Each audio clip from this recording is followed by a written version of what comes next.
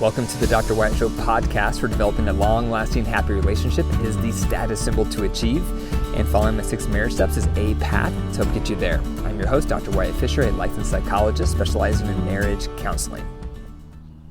Today we're going to talk about 3 things to consider with emotional cheating. We hear a lot about sexual cheating, one-night stands, affairs, but we don't hear too much about emotional cheating. And just like sexual cheating, emotional cheating breaks trust. And think of trust in your relationship like this stick. In the beginning, it's very solid and it's very strong. But if either partner breaks trust, whether it's sexual or emotional, it does this to the relationship. And once trust is broken, it can be very difficult to heal again, just like a broken bone. But today we're going to go through 3 things to consider with emotional cheating. Number 1, what is it? What is emotional cheating? Emotional cheating is when you develop an emotionally close relationship with someone of the opposite gender that's not your partner. And what happens in these relationships is you start sharing your heart, you start sharing your problems, you start opening up to them, they start opening up to you.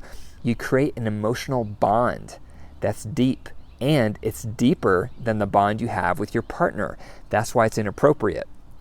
And because of that bond, it's a matter of time before you start having romantic feelings for them. And when that begins, it's just a matter of time before sexual feelings begin. So that's what an emotional affair is. It's when you're turning to this other person, you're opening up to this other person instead of opening up and turning toward your partner. And therefore, you get closer and closer and closer to them.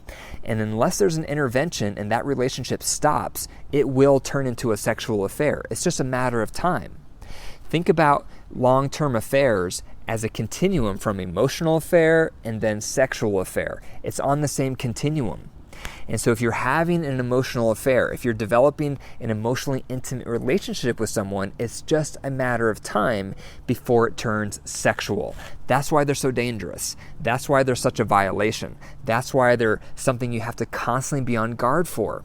And they start very innocently. And you'll see this a lot where a neighbor is outside watering their yard and the other neighbor comes outside, they're doing some yard work, and they just are starting to chat, starting to share about life.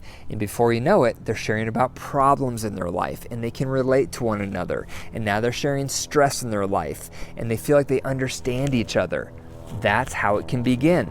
Likewise at work. Let's say you're going through a rough patch in your marriage and you get along with someone really well at work and you start meeting a lot for work and you have lunch together and you're talking about work stress and you can relate to each other because you both understand. And then you're starting to talk about your marriage stress and your parenting stress, and it develops a bond. And before long, you start developing feelings for each other, and then it's a matter of time before sexual connection starts. So that's why emotional affairs are just as dangerous and can be just as devastating as sexual affairs. Number 2, how it breaks trust. When you discover your partner has been having a lot of emotional closeness with someone other than you, it can feel like a blindside. It's a betrayal of trust because their primary alliance needs to be with you. And so if they're nurturing this close, intimate, emotional relationship with someone else, and they're spending a lot of time with that person, they're opening up and sharing a lot with that person, things that they shouldn't be, and things that they're not sharing with you, that's a betrayal. That's a betrayal of trust. And it's a high risk because, like I mentioned, it's a matter of time before it turns sexual. And often someone who's developing an emotional affair, they know it's inappropriate, and that's why they start hiding messages. They'll start deleting texts. They'll start blocking accounts so that you can't see what they're doing because they know they're doing something wrong. And so a lot of times when there's an emotional affair, the person will say, I didn't do anything wrong. We didn't have sex. We didn't have any sexual contact. You did do something wrong. You crossed boundaries. You started spending alone time with another person beyond your partner without your partner's consent. You started sharing vulnerable, intimate information about your life with another person without your partner's consent. That is a boundary violation. And that is why it's wrong, and that's why it devastates relationships just as much as a sexual affair because it is a betrayal. It's a betrayal of trust. So this leads me into number 3, how to prevent it. First of all, if you're finding yourself in this kind of relationship, you have to cut out all contact with this person. You may not know this, but emotional affairs are often harder to break than sexual affairs. A one-night stand, for example, is much easier to break than someone that you have an emotional affair with. Because if you have an emotional affair, you probably are on the path of falling in love with this person because you're starting to share life with them and open up to them, and they're doing the same with you. That kind of relationship is much more difficult to get out of your life because you've opened up your heart to that person. And so if you're finding yourself in an emotional affair, first of all, label it. Call it out. Name it what it is. This is an emotional affair that you're having with them. If that's you, you need to get that person out of your life because it's a matter of time before it turns sexual and you're violating trust in your marriage. Your primary alliance needs to be with your partner, but you've turned it to someone else.